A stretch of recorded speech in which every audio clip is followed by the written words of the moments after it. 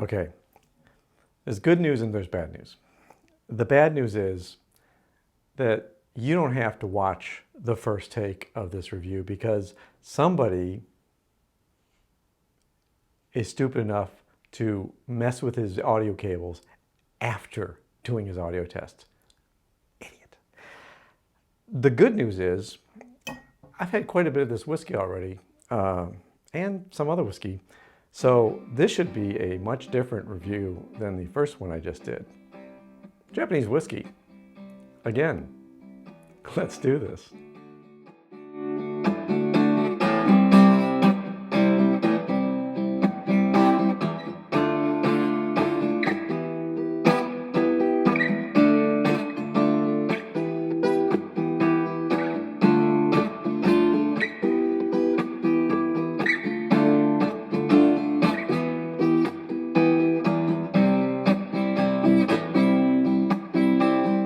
Welcome to Whisky Riffs.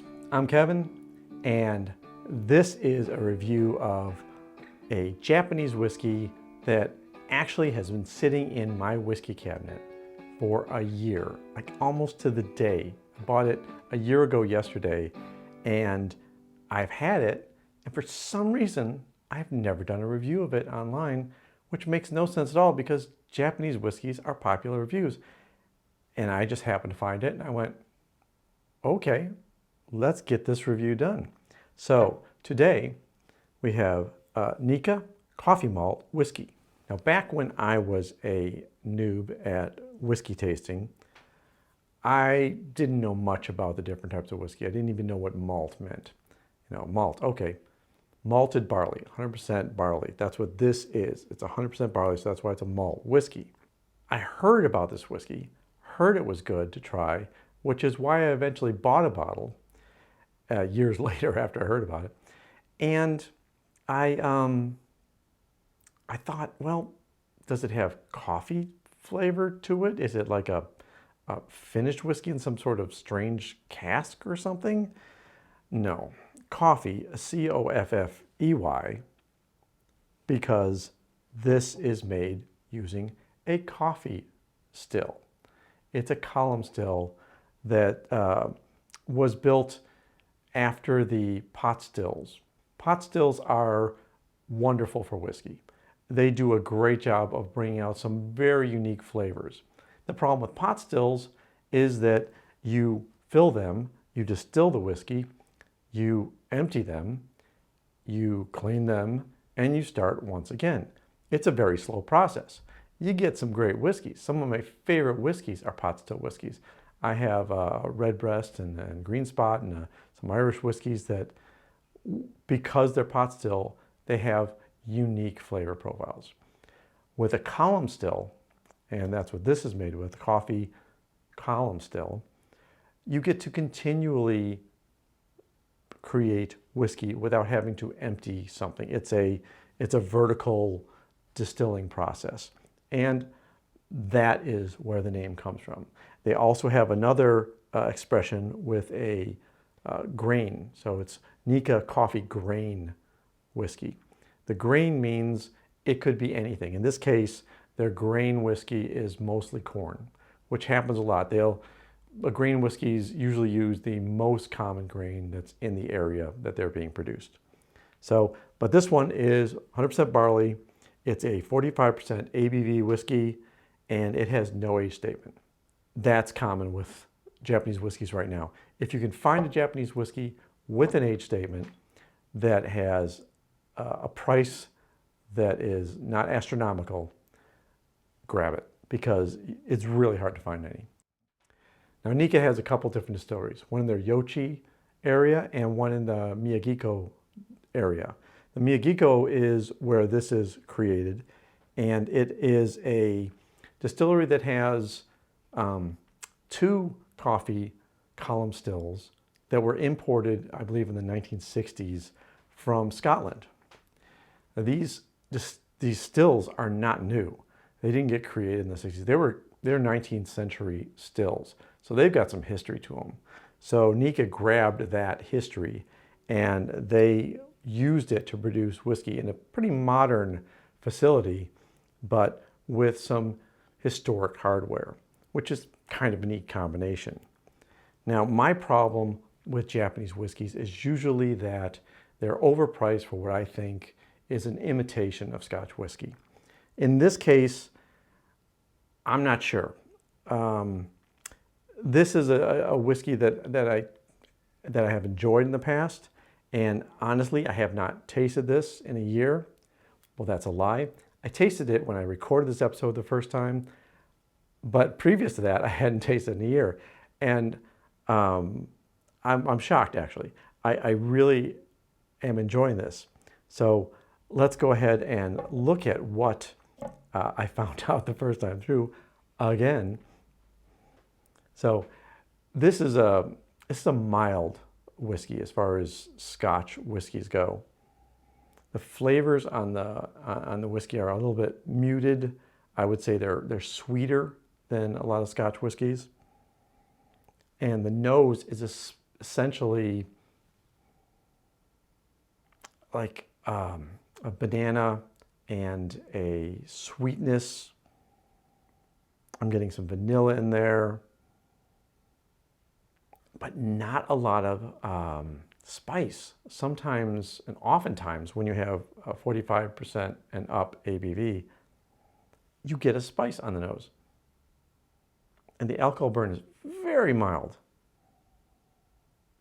Now, there's no statement about how many different casks are in here or what the aging is on any of those casks.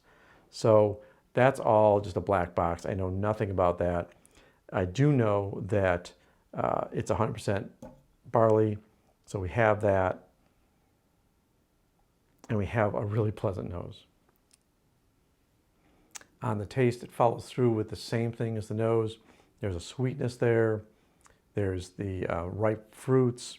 There's a little bit of oak spice that you get on the taste. Maybe some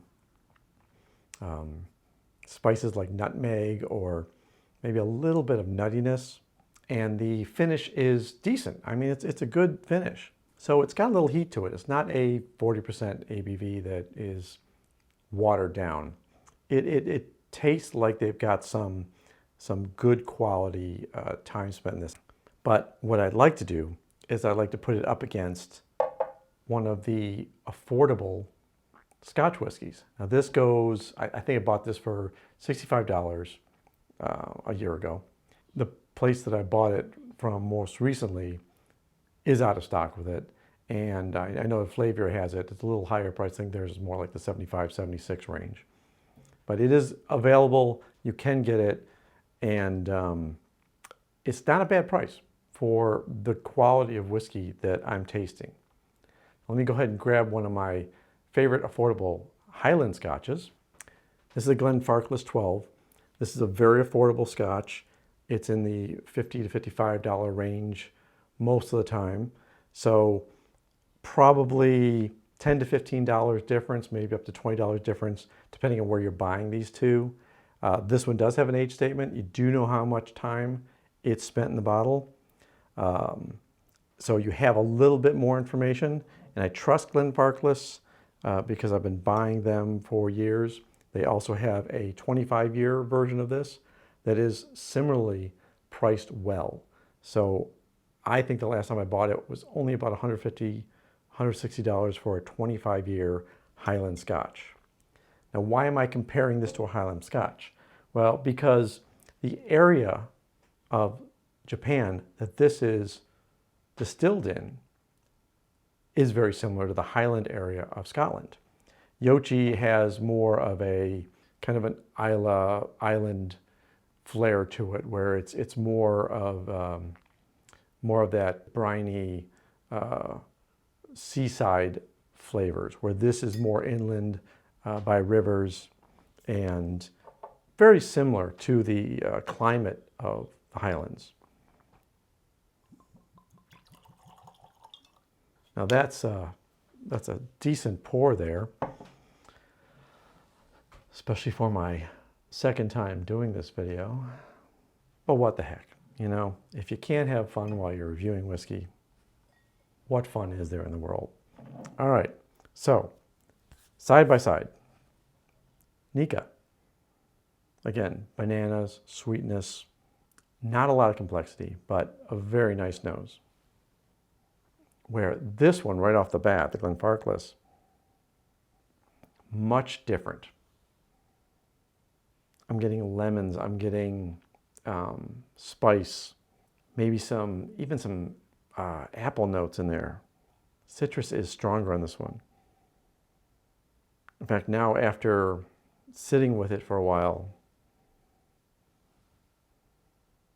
that is the dominant nose on it. And a dramatic difference on the palate. There's a lot more spice in this. There's a little bit more complexity. Reminds me of a piney woods with kind of that lemony backdrop, where this is very sweet, very easy to drink. Now, I've been drinking Glenfarclas a lot more than I have the Nikka.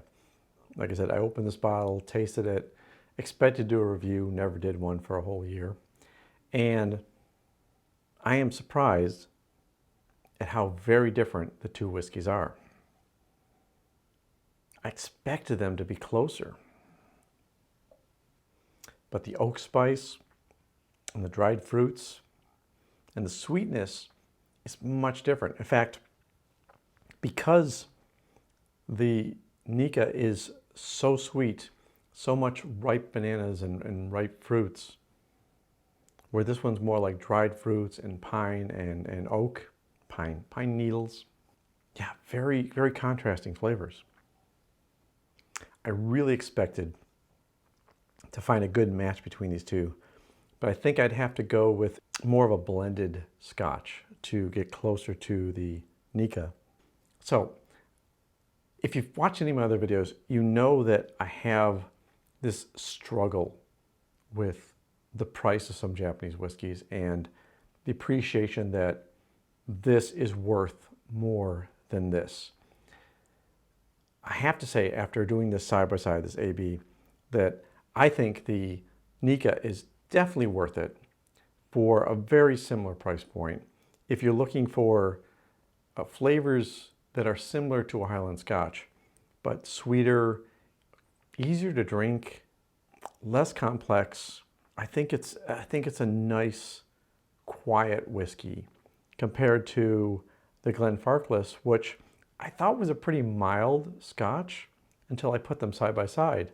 And this has a lot more spice, a lot more flavors floating around in it that kind of challenge your palate.